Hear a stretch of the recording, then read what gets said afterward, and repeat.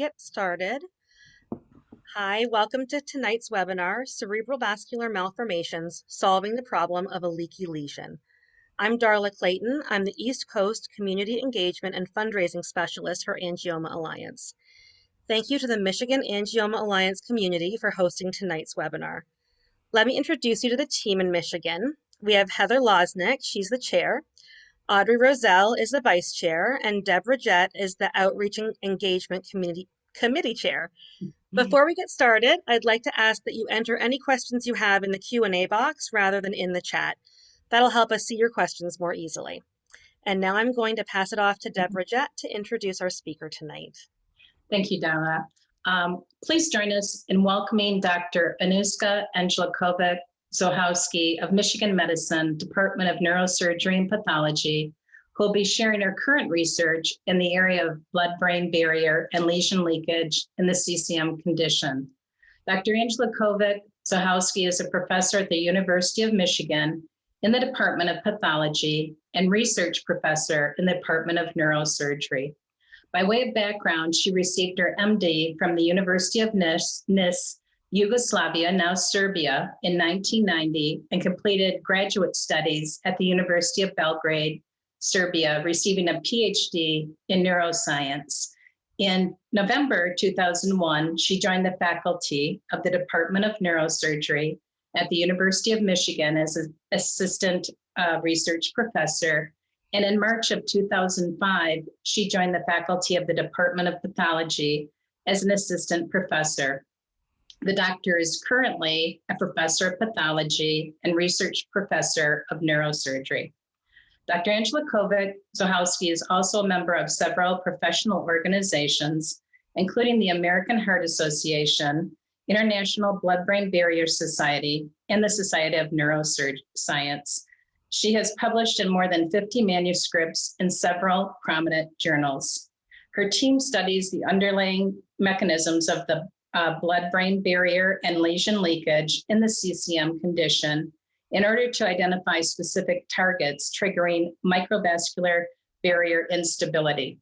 The doctor has also been a past collaborator with the Angioma Alliance. Tonight, she'll be speaking on her breakthrough research in this area and the progress being made in therapeutic strategies to improve vascular health and for the efficient delivery of drugs.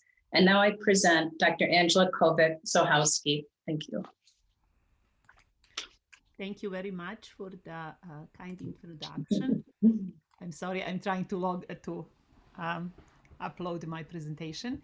Thank you very much for the kind introduction, and especially for kind invitation to give a talk. I am hoping that my talk is going to be just one short spotlight for the research what is going on and clinical work what is going on in University of Michigan Medical School, where they have a fantastic group of the surgeons, fantastic researchers doing on the vascular malformation. This is the title of my talk. I will going to talk today mostly about cerebrovascular malformation. So I will start it like just a single introduction about vascular malformation. So this is the one of the second common cerebrovascular malformation, often described as enlarged blood vessels in the brain and the spinal cord. They have very tiny vessel wall, very fragile, and very often it's prone to the hemorrhage. The most of the symptoms for the patient have, it's often seizures, focal headache, but complication of that, it's lead to focal neurological deficit and hemorrhagic stroke. 20 to 50% of the patients have completely asymptomatic lesions, what could be practically activated any time.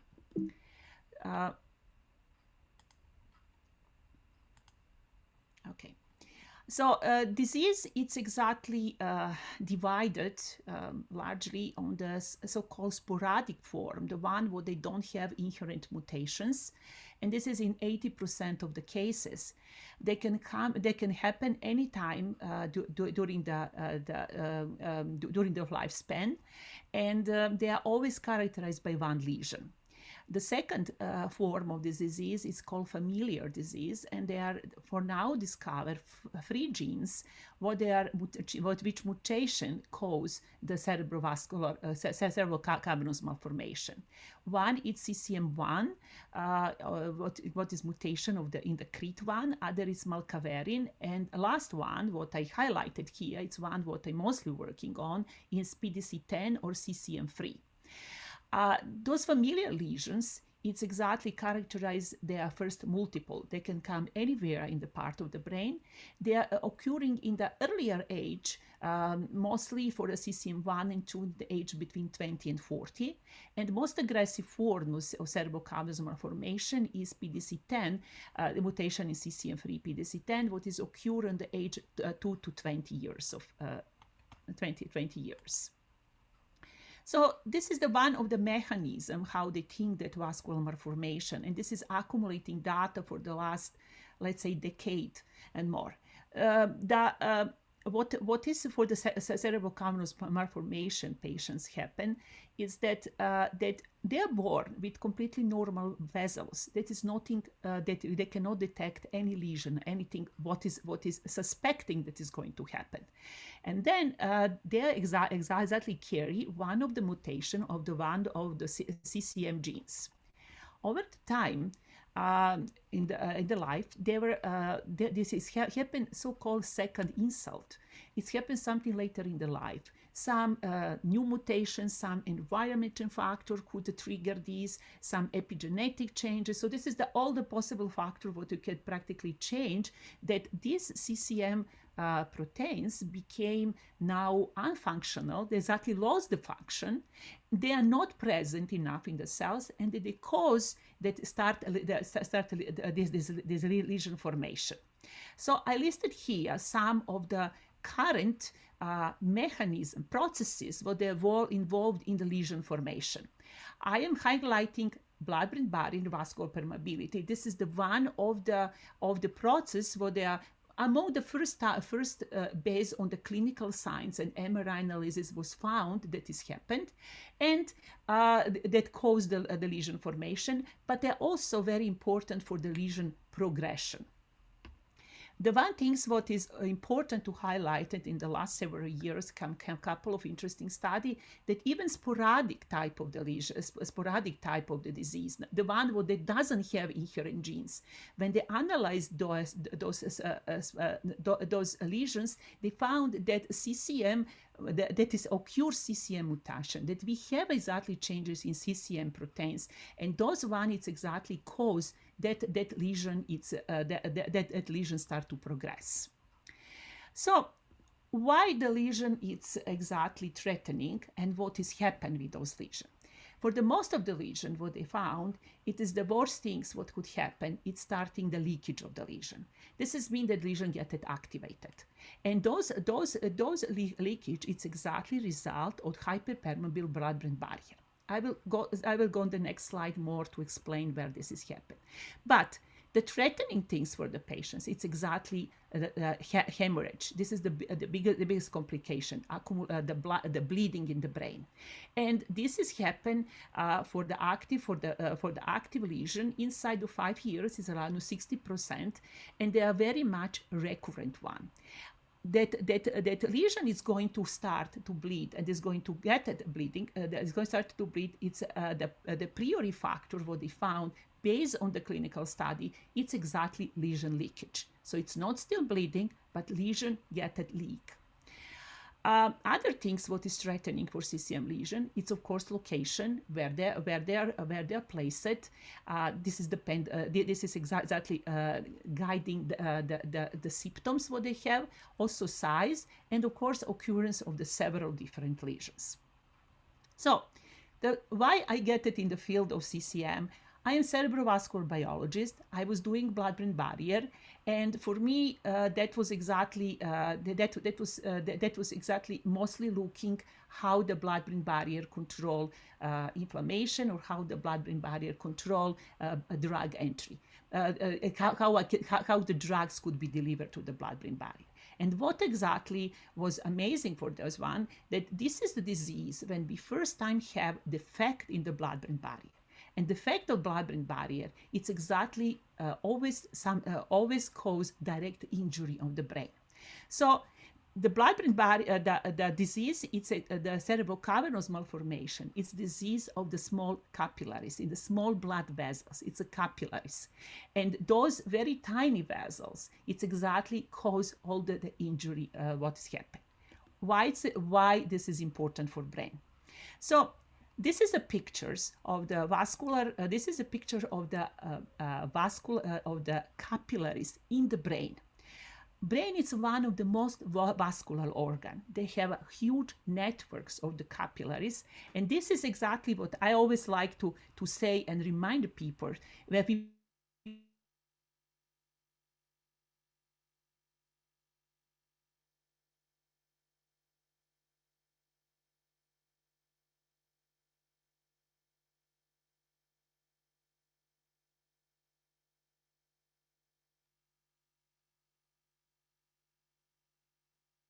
exchange between the blood and the tissue.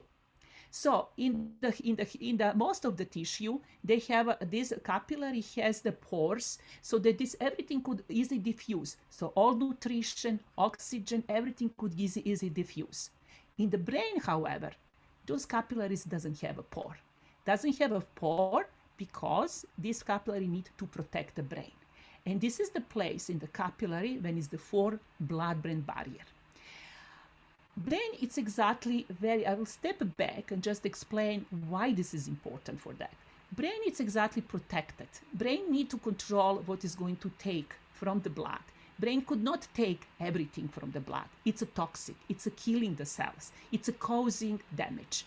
So the blood-brain barrier is suited on the. It's a place on the capillaries, and it's exactly placed to allow exchange between blood and brain. But what could pass to the brain, it's controlled by blood-brain barrier.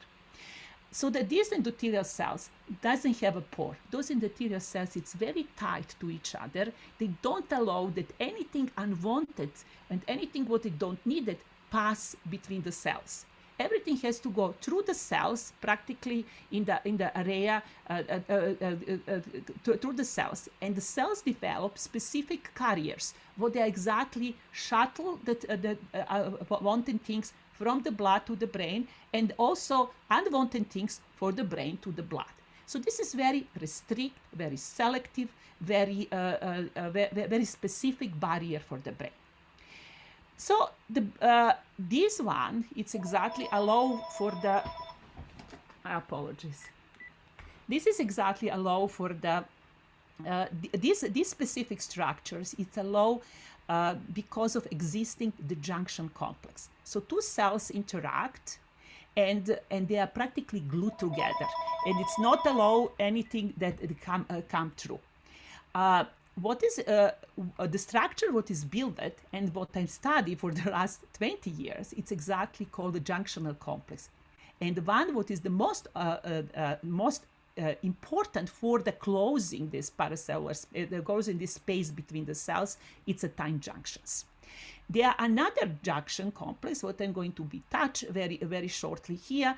It's a gap junctions, what they are exactly communication between two cells. So the cells, it's occluded, not it could pass, but cells could communicate it and exchange information. This is going through the gap junctions. So what we have in the lesions and what we have in the CCMs. Yes, we have dilated vessels because this is enlarged vessels, but most important things what they found in the studying the Cavernous Malformation, it's exactly presence of the leakage. On my left side, it's exactly how it's looking healthy blood-brain barrier. We have a layer of the cells what is protecting, the layer of supporting cells what they don't about what is keeping those cells together and don't allow anything unwanted to come through. Everything is controlled in the right way. And then we have disease. I will say that these pictures of disease, it's repeating in many diseases of the brain, starting from brain trauma to stroke to any inflammation of the brain. So everywhere when we have this assembly of the blood-brain barrier, we have the injury of the brain. So in cavernous malformation, what we see it exactly, that association between between endothelial cells completely fall apart. And those cells, instead of be tightly together, they became exactly making the pores between them. This is cause the leakage showing the here, and those leakage, it's exactly, I apologize. Those leakage, it's a major, the major things what they said, it's accumulated unwanted things. Hemosiderin, I put it here, why this is important. They think that this is the reason why we have seizures in the cavernous malformation. This is the product of the red blood cells degradation when the inside, and this is the product of the iron. So we practically have iron accumulation, what is very toxic for the neurons and cause those things. Then we have reaction of the brain of the unwanted amounts, unwanted things what we have in the brain, and this is caused the inflammation. What everybody talk about that, what is causing much more injury.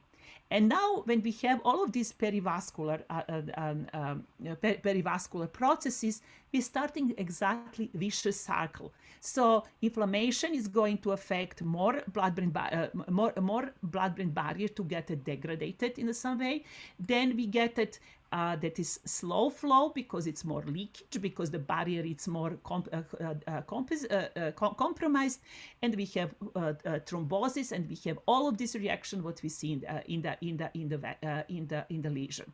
So we practically have something what is called decomposition of the blood-brain barrier, or decomposition of the first line of defense what we have it in the brain. So how it's looking capillaries and the brain, how it's looking capillaries in the brain in the cavernous malformation. This is our images what we got pathological finding how it's looking capillaries in the cerebral cavernous malformation, like a cystic formation all over. We did a reconstruction of those in our animal model of CCM3. So this is the normal capillaries, what is exactly just outside of the lesion, and this is how it's looking lesion, huge and large, very leaky, all over, it's exactly reaction. And what we see on the electromicrogram, it's exactly that this nicely tiny interaction get it completely lost, so cells have a pore. So this is the facts what we started to do our project, and I will touch base what is our major questions of the project. So we look at that we have endothelial cells, that we have a huge blood-brain barrier permeability, that we have disassembly of the tight junctions, and we know because using the animal models, and we have animal models not only by our work but also work others, that CCM protein, it's one what is probably regulated the junction protein assembly and junction protein function. So our major goals and major questions what we're asking in our projects in our laboratory is to find why and how blood-brain barrier became leaky in CCM lesions. Why they started this? What is does barrier, who is very dynamic, who could change and could repair? Why the blood-brain barrier doesn't have any more ability to recover, to repair the damage what was made by this? And the last one, how we can exactly stop the leakage and how we can support that we practically have asymptomatic lesion, not leakage and not damage in the brain tissue. So we started exactly our project collaborating with the Angioma Alliance and Amy Eckers, and she getted us the tissue from the CCM3 patients and sporadic CCM lesions. And we started with idea in the beginning that we are going to find probably the sum of the junctions protein, because this assembly is going to disappear, and we are going to find what is the exactly first target what we have to get there. The most important one what we always looking, it's exactly Claudin 5. This is the one of the protein, and those protein it's important because it makes these very tight interactions. And what we found is exactly surprisingly is that they are not so much changing in the junctions protein. They are practically there. Their expression is there. They are localized in the endothelial cells, what we are looking. So everything, it's all material is present, but we still don't have, very permeable lesion. So what is exactly interesting, it is that when we look at those endothelial cells isolated from the lesion, we found it's exactly that, yes, all material is there, but they are not organized in the way how should be, because this complex has very strict organization that they can put this defense for the brain. So all over was exactly junctions protein, but never on the right place, and they never make completely junctions. The interesting things, what we found, it's that we have two proteins, what we identified, what we didn't expect it to have there. One is cortactin, cytoskeleton protein, what is making, getting in organizing cell shape. And another one, it's connexin 43, what I'm going mostly to talk today about, because this is our pretty new data, what is exactly gap junction protein. It's making this communication between two cells. And those one, instead of going down or changing anywhere, they have a very high expression, what is exactly surprising for us. Why does something what is losing the contact have such a high interaction between the cells? So we have a murine model, mouse model with a genetically engineering mice where they have a CCM-free depleted. It's a knocking down, so they have practically mutations and they don't have a CCM-free protein. And what is specifically for those mice? We took it exactly very similar approach what they're doing for the clinical studies. So we use an MRI and we try to look at, since lesion is occurred, we are longitudinally, we are over the time following what is happened with our mice. So how it's a lesion develop, how many more lesion could going to come, how the lesion is behavior. So we exactly found, this is representing only one of our mice, what we look at is that there are three different lesions what we can find. First, we can find the big hemorrhagic lesion, what they're very leaky. So they have huge leakage of the tracer, what we injected.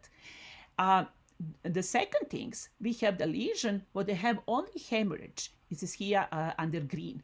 And it's kind of like doesn't have a leakage. So this is we call like a quiet lesions. And then we have places where they are absolutely not, they are specific for this, they were not, they were exactly small place, punctured place, where they are having the lesion, where they don't have any hemorrhage, but they are exactly leaky. So we classify them and we try to analyze all of those lesions to see what is exactly changing, what is the order of the events in the, how the barrier became leaky.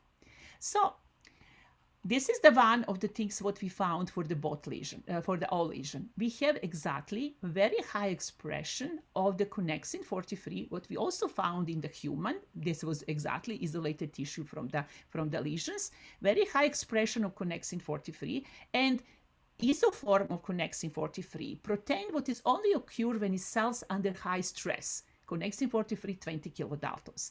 And both of those exactly, it's a highly expressed, first of all, in the very leaky place, and the second of all, they express in the hemorrhagic lesions. So we do the kind of like quantification and analysis of that, strict analysis of that, and we found the lesion is going to be leaky if they start to have high expression, specifically connexin 43, 20 kilodaltons. So this is the trigger. This is some kind of like a marker that this is going to be leaky lesions. And also expression of connexin 43. So those two molecules, it's exactly something what is tell us the lesion is going to be leaky. If they hemorrhage, there are less leakage, there are less expression of connexin 43. So we did it. Exactly analysis how this connexin 43 affecting the barrier. Why this connexin 43, what is normally present, what we normally have, became the bad guy who's starting to make an injury of the blood-brain barrier.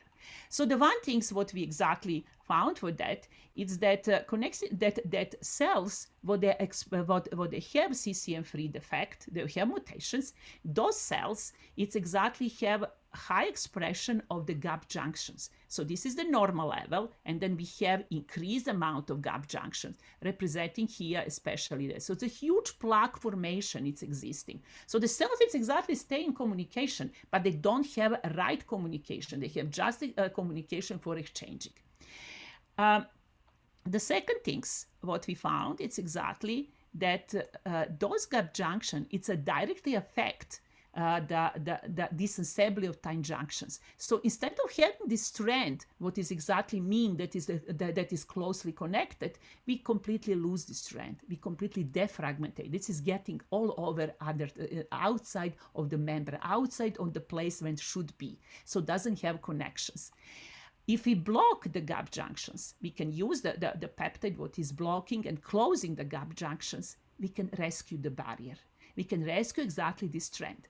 And this is exactly represent also here. When we look at, I will just step one step back. This is losing the junction for specific localization, but also affecting direct interactions of the two junction proteins, what they make stable junctions. And when we look at this functionally, what we found it's exactly it's a gap. It's in the connecting in the CCM3 knockdown cells, we have high permeability, but when we block gap junctions, not anymore to grow, we can rescue permeability, so it's not anymore permeable, and then we have exactly rescue, and if we completely knocking down connexin 43, especially 20 kilodaltons isoform, we practically could absolutely rescue, and the barrier became again stable. And not only this, we found it's exactly one of the very interesting point what we now working very much of. It's not only changing the barrier, it's changing whole cells, it's changing cell behavior. It's exactly injure the cells. So we did a huge screening for the different gene expression, like RNA sequencing data. We did it like a specific epigenetic changes what they saw, and this connexin 43 20 kilodaltons and connexin 43, it's exactly appear to be also signaling molecule. So it's not only this is produced highly when it's CCM3, it's knocking down, and then affecting the assembly of the barrier, but also change endothelial cells. Some of the processes what we see, it's exactly one of the processes what is in the genesis of the CCM lesions. They are abnormal angiogenesis, they are inflammation present. So this is exactly process where we are going now, looking what is the another role and how those protein could exactly change the cause and change the barrier. So I just wanted to very briefly summarize some our current work and take home the message from this. It's exactly that we are now focused on the dissecting how the connexin 43 and 20 kilodaltons isoform it's affecting brain endothelial cell injury, how it's exactly acting that lesion started. So it's not only progressing, it could be lesion started in some way.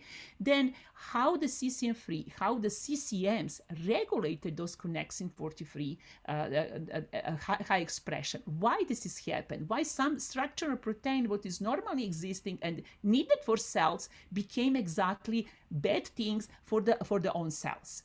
Then we are exactly working very actively on the targeting. So this is our in vitro data. I have only 2 animals what I tried. I cannot show those data still, but we synthesize specific peptide what is going to be uptaken from the brain endothelial cells, and the peptide it's exactly specifically inhibitor 20 kilodaltons. So we are testing if we decrease 20 kilodaltons, we can maybe only save the barrier and save the endothelial cells from the injury and practically preserve the barrier. This is exactly in collaboration with my colleague, Dr. Cherry Deng, who is exactly helping us with making the platform for the delivery of drugs. Blood-brain barrier, it's a very nasty thing. It's very protective and nice, but it's very difficult to deliver any drugs to that. because they are not allow you, because it's not recognized what is needed to get it in the brain.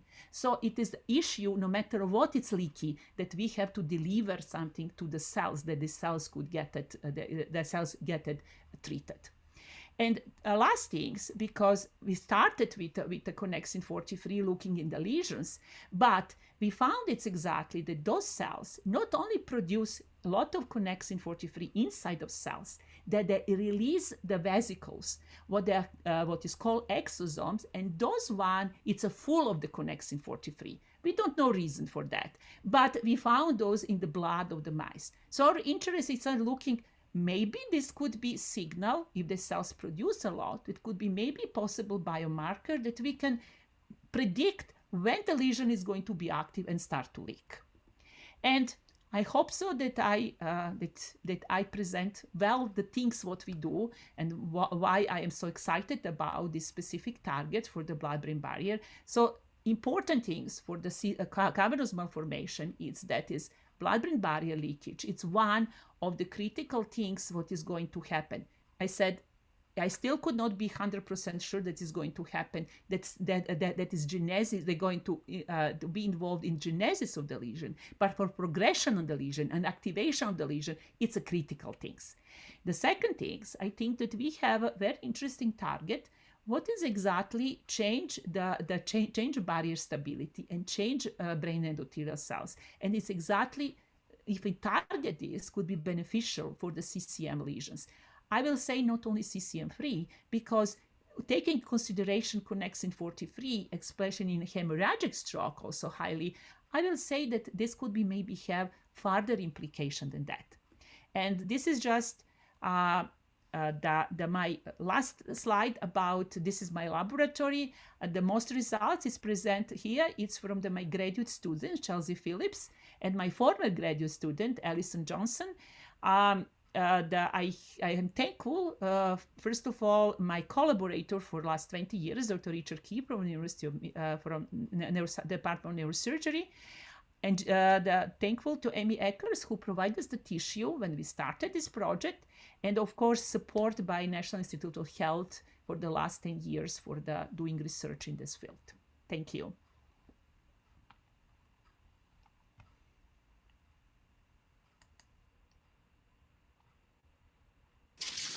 Thank you. I think we're going to switch over to some questions that have been sent.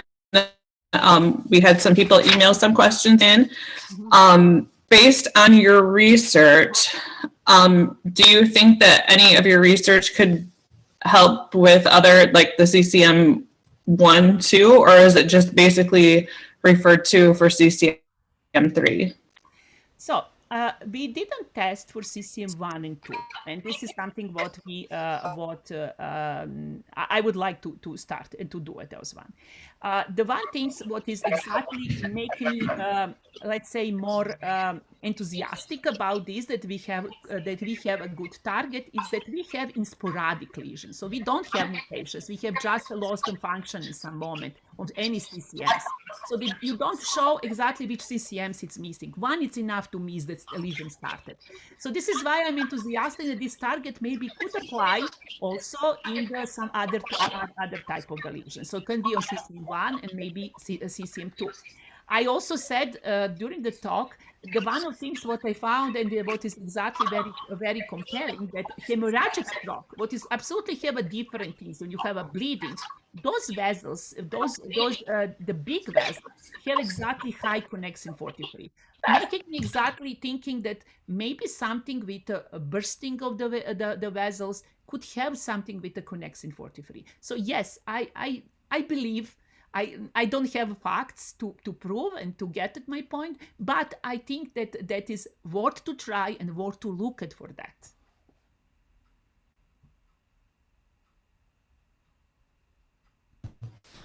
Okay, that question. Has there been research done using immunostaining, gene expression, or the proteomics on resected cavernomas to determine if the changes observed in vitro are seen? Okay, so this is the plan of what we have it because we have already animal, and I'm working with my colleagues from Department of Neurosurgery, especially Dr. Thompson. And our idea is exactly that we take a tissue and look at those one directly like spatial profiling of the lesions and look at expression. So RNA sequencing with immunofluorescence. So this is exactly idea for our project, what we try to do with this. Yes, we are stuck right now in the IRB protocol. We are hoping that we are going to get this soon. And this is something what is I expect and I would like to do in the near future. So yes, this is our plan, what we wanted to do it. And this is exactly a logical continuation of this project is what I have in the mind. Okay. You're on mute, Heather. I just unmuted, sorry. I think we can switch over to you, Audrey, for the questions that were asked during. All right, so these questions came through during the presentation. So the first one I have is asking if spinal lesions exhibit the same mechanisms as brain. Can you repeat? I didn't hear very well, sorry. Do spinal CCMs or lesions exhibit the same mechanisms as brain? Okay, so I will say yes, because we did it. I did a study on the spinal cord of the blood-brain barrier, and those one it's exactly done in the multiple sclerosis. It's completely different diseases, and we didn't find any special differences in organization of the blood-brain barrier in the spinal cord. So yes, I will say that is possible. We didn't look at, we never look at our mice because they are mostly developed, and maybe this is good idea to get them more down to the spinal cord to see is this really happen there also, because we always kind of like more concentrated on the brain.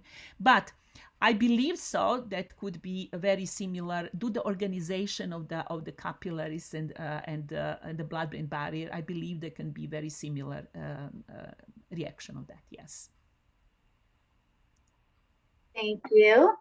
The next question is asking, how did you measure leakage for your? Okay, so we do the similar things. What is happening in the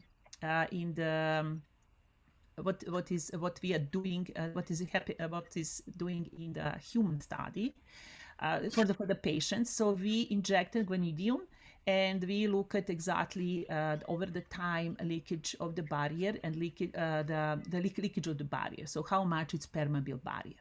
So this is like a T1 weight scanning. I said normally it's clinical use. We use a 7 Tesla MRI for the small mice, and this is exactly we spent like a year or two developing all this protocol to do it. So yes, this is the MRI analysis. Okay, thank you. Another question we have here in regards to anti-inflammatory therapy. Do you believe that general use of anti-inflammatories would benefit those who have had symptomatic CCM lesions? My answer is yes. My half of my research life, more than half exactly, I spend on the blood-brain barrier in neuroinflammation. And this whole remodeling in neuroinflammation. So we have really the inflammatory process. We are looking exactly here. We started to look at our analysis of some of the histological data, and what is getting us, it's exactly also a presence of some macrophages. What we don't know is this regular macrophages coming from the brain, or this is the part of the brain. But yes, I am then the second things what I wanted to highlight it. Those two proteins, it's exactly very much change endothelial cells towards to inflammatory cells. What does mean? They get more sticky for the vessel, for the cells to get it in. They have a lot of secretion of the cytokines. What they're getting then towards to the brain and outside. So you have a practically very robust inflammatory reaction when you only have a look at those two proteins. So yes, I believe in the inflammation, because I think it's inflammation some part of the disease what you cannot exclude. It's a worsening the CCM lesions. So I think they were not going, maybe they're not going to treat genesis of the disease or the lesion, but they can help in the preventing leakage, and they can help in the stabilizing the barrier, because you have to know that the cells get it completely confused. It's everything get it change, and it's not normal behavior, it's injury behavior, and those cells, it's exactly have inflammatory response. So yes, I believe in anti-inflammatory therapy. This is the one what is the most genes what we have upregulated in all of these analyses what we done for those two molecules what they target. So it is it's not only for them, but I think that is a lot of supporting data that inflammation is critical. All right, and kind of going along with anti-inflammatory therapy, this person is just asking if there's any lifestyle factors that we should maybe partake in or avoid for a healthy blood-brain barrier. I would like to know answer for this question very much, because especially this is one of my projects. I look at also the small circulation in the aging and in the Alzheimer's and all this. So I will say I would like to have something what is going to be magic pills to get a healthy blood-brain barrier. They have a lot of factors what the people try to study. One, I know this is like a vitamin D. They have some. I don't know. It is very difficult to answer this question.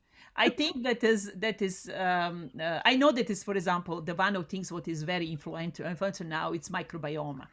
Maybe stabilizing that is going to be the key for the stabilizing barrier, to have a healthy barrier. So there are a lot of factors, and healthy lifestyle. Yes, they found that is exactly exercising could be helpful for the blood-brain barrier to be healthy. Maybe so this is very complex question for that, and I cannot say one things and then don't highlight others. So it is mixture of everything. So yeah, very many factors in play. Yes. So but could be useful. I don't say that it's not useful. Healthy lifestyle, it's useful. The next question is asking with connexin 43 proposed to be a tumor suppressor gene. With this in mind, wouldn't targeting connexin 43 lead to proliferation and more aggressive cavernous malformations? Actually not. We look at proliferation for this. I said I could not show all the data. We are here, the most things what we found, the changes what is very much affecting the CCM3 lesions, it's 20 kilodaltons. And those molecules, it's extremely important, for example, for the heart, for the stopping arrhythmia. But on the other cells, showing completely different role. So I will say the one thing about connexin 43. Depend of the cells, depend of the setup what the have a cells, condition what is cells, this protein could have good role and bad role. So we look at proliferation, and we didn't see any specific change in proliferation if we block connexin 43. Even in the endothelial cells, even when we have a normal cells without any mutation. So no, endothelial cells doesn't use connexin 43. At least what we have it like a data now, it doesn't lose like a proliferation. Maybe in the setting of the tumor, when we have other factors and other molecules involved and other pathways, they can be exactly suppressor. So I will stay with that. This is exactly very cell specific very cell specific reaction for that. Great, thank you. And next, someone's wondering if possibly the seizure response would be improved if leakage, possible seizure response improved when leakage is obtained. I guess I know during your presentation you mentioned hemosiderin and that contributes to seizure. So yes, they consider exactly that hemosiderin, exactly iron accumulation. What is the hemosiderin? It's exactly the part. So they consider that this one is exactly toxic and cause the seizures. Exactly toxic for the neurons, causing the seizures. So yes, they believe that is leakage of the barrier. It's exactly could be one of the cause of the seizures, and this is not something what is specific for the cerebral cavernous malformations. You can see this in the brain trauma. You can see this in the hemorrhagic stroke, what is post effect. So that is exactly in the different also pathology that is leakage. It's exactly causing they can trigger the seizures because they are toxic for the neurons.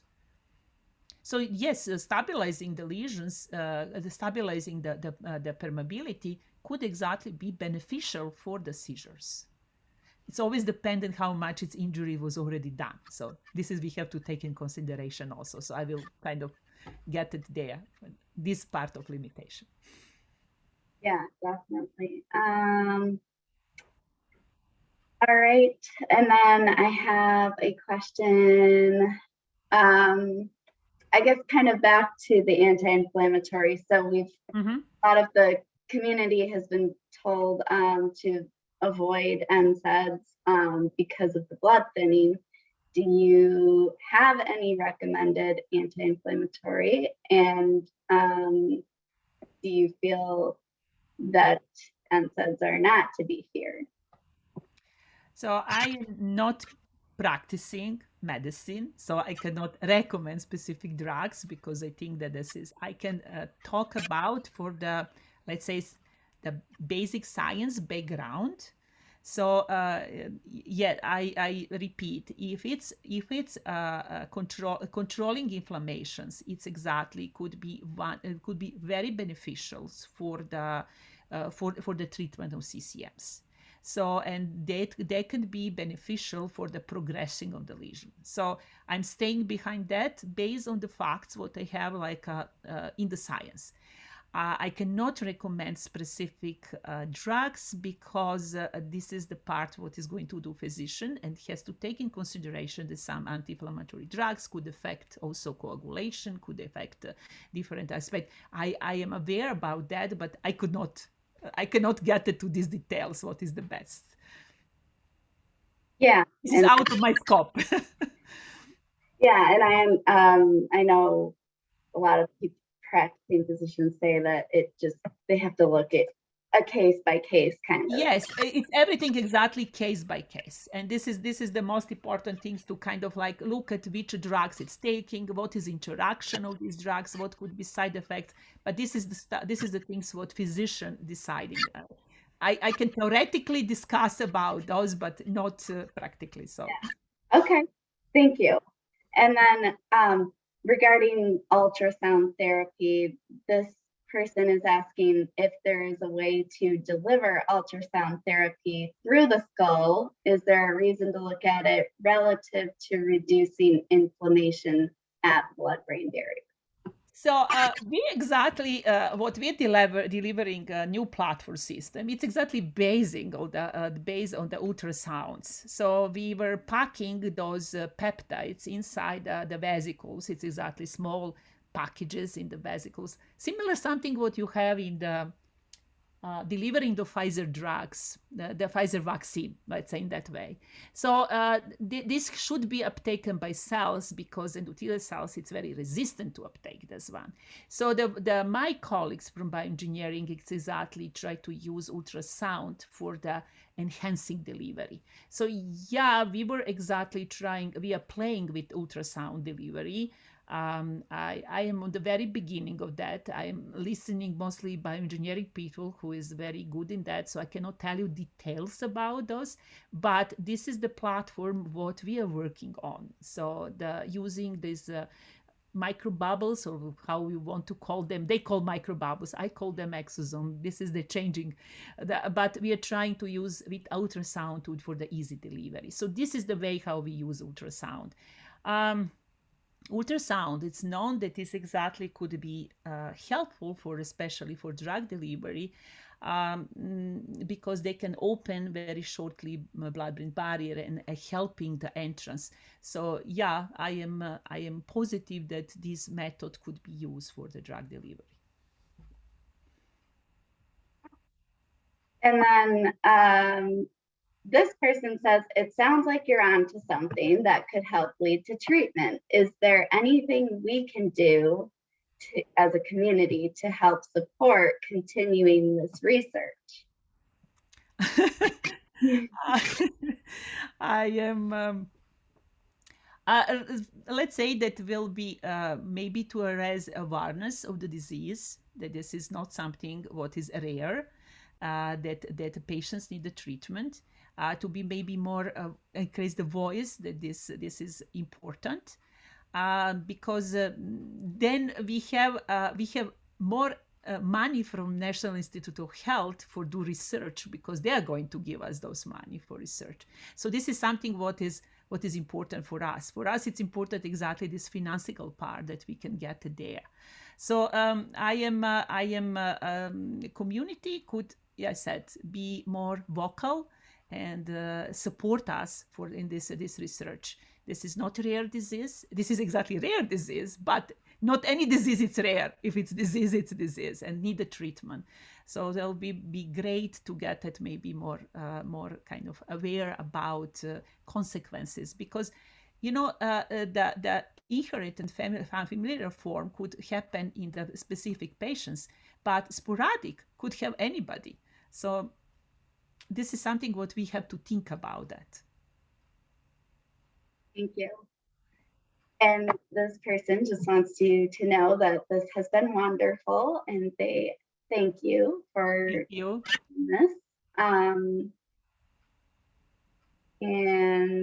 I guess, how many do you want to take more questions? There's a few more we could answer. I think we have about 10 minutes left on the. I am fine if you for the. Okay. If you want, I'm fine with that. So. Okay, we'll do 2 more. So let's see.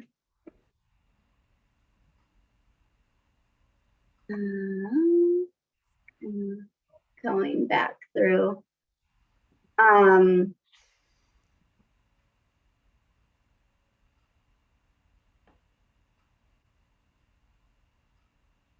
So no, sorry. I just want to see if there's something close to, your focus and scopes, and just making sure. This person asked, could you discuss how CX43 linked to clonal extension?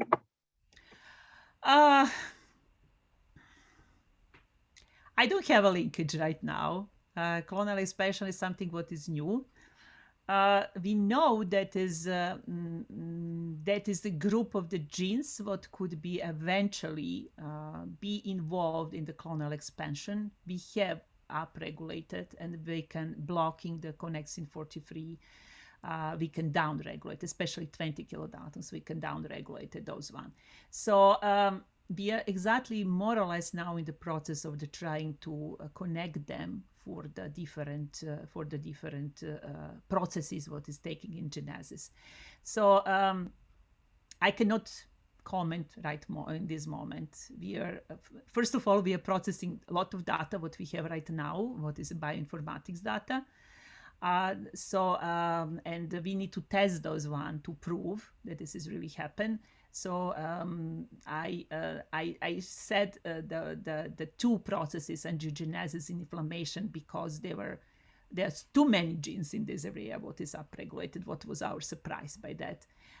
The clonal expansion is one what we are looking for. So we will try to see is this possibility that is clonal expansion. So they have several of them. They have several of the very prominent one for endothelial to mesenchymal transformation. So I am in this moment I cannot comment because I need more data for that. So okay, understandable. Okay, last one. Are there any protective factors that have been identified to prevent progression of the disease? I know they have several clinical trials where they're trying to look at how to stop the leakage and eventually progress from this point of view. So I'm telling something what we have right now, that is progression and leakage. It's something what is going side by side, let's say in that way. So I will say that in this moment we have that maybe treating the leakage, it's exactly something what we are going to stop progression. We are still in the process of identifying eventual processes what is involved in progression, not only in genesis, in progression. So leakage is one, probably existing something else more. So I will. It's very difficult exactly to. But for now on, I think the leakage it's maybe one of the first things what we can stop progression, and what is mostly was done. And they have several clinical trials, and I think that this is something what is promising to maybe put the lesion to be more silent and not progress more. So this is everything what I could comment.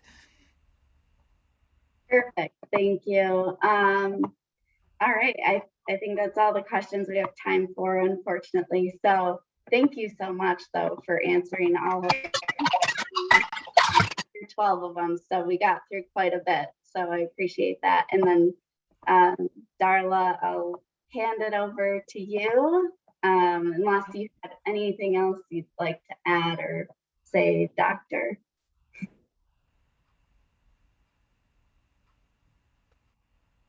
Hi, I think that's everything. I'm going to put a plug in for our weekly support group. Thank you so much, Dr. Anuska. We really, really appreciate Thank you for you invitation. sharing your data. It was really interesting, and I think we all learned a lot. We had a great attendance tonight, and I did want to put a plug in for our weekly support group, which is every Thursday at 8 Eastern, 5 Pacific. I'm going to put a link in the chat. If anyone wants to join us tomorrow night, it's a lovely little group. And so thank you everyone for coming, and thank you again to the Michigan chapter for hosting, and thank you again, Dr. Anuska. Thank you very much.